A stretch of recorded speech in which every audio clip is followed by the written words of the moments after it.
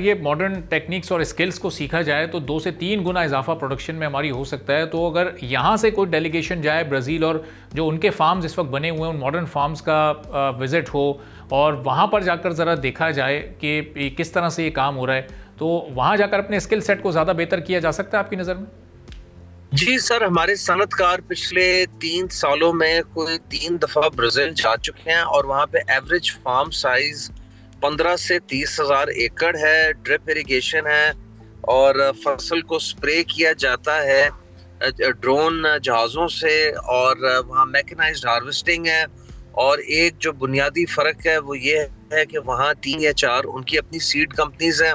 And 3 یا 4 international companies ہیں, جبکہ ہمارے یہاں 1200 سیڈ کمپنیز ہیں اینڈ موسٹلی فیک سیڈ بنا رہی ہیں. 30-40 کمپنیوں کے علاوہ پاکستان باقی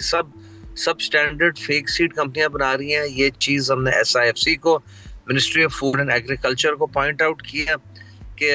لیا خانے وال سدن پنجاب سے لے کے گھوٹکی ڈھیر کی روڑی سالے پاٹ اپر سندھ تک یہ فراڈ چلتا ہے اور ہمارا ذمہ دار لٹا جاتا ہے اینڈ اس کی ییلڈ نہیں آتی. جب اس کی اچھی ییلڈ یا اوسط نہیں آتی, اس کی آؤٹ پٹ کم ہو جاتی ہے. جب آؤٹ پٹ کم ہوتی ہے تو ٹیکسٹائل انڈسٹری مجبور ہو جاتی ہے امپورٹ کرنے میں, اور بہت سارا قیمتی زر مبادلہ پھر اس میں ضائع جاتا ہے جو کہ بچایا جا سکتا ہے اگر ہم اپنی اوسط فی ایکڑ یا ییلڈ فی ایکڑ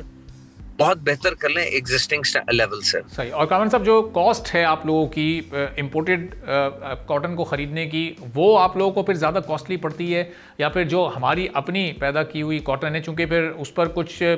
طرح کے ٹیکسز وغیرہ بھی اس پر اپلائی ہو جاتے ہیں, تو آپ لوگوں کے لیے فیزیبل کیا ہوتا ہے؟ امپورٹڈ کاٹن آپ لوگوں کو سستی اور معیاری لگتی ہے یا پھر جو ہماری اپنی کاٹن ہے وہ زیادہ بہتر ہے؟ سر, ہماری اپنی کاٹن انٹرنیشنل پیرٹی پہ بکتی ہے اور اس وقت عالمی منڈیوں میں ایک مندہ آیا ہوا ہے, تو لہٰذا عالمی منڈیوں میں کاٹن کے ریٹ خاصے نیچے گئے ہوئے ہیں, تو ہمیں اس وقت امپورٹ کرنا زیادہ سستا پڑتا ہے as opposed to local purchase, کیونکہ لوکل پرچیز میں پرابلم یہ آتی ہے کہ ایک تو فصل بھی کم ہوئی, ہمارا معیار بھی اتنا اچھا نہیں جتنی امپورٹڈ کاٹن کا ہے. امپورٹڈ کاٹن سے ہمیں 8 سے 10% ییلڈ بھی زیادہ آتی ہے,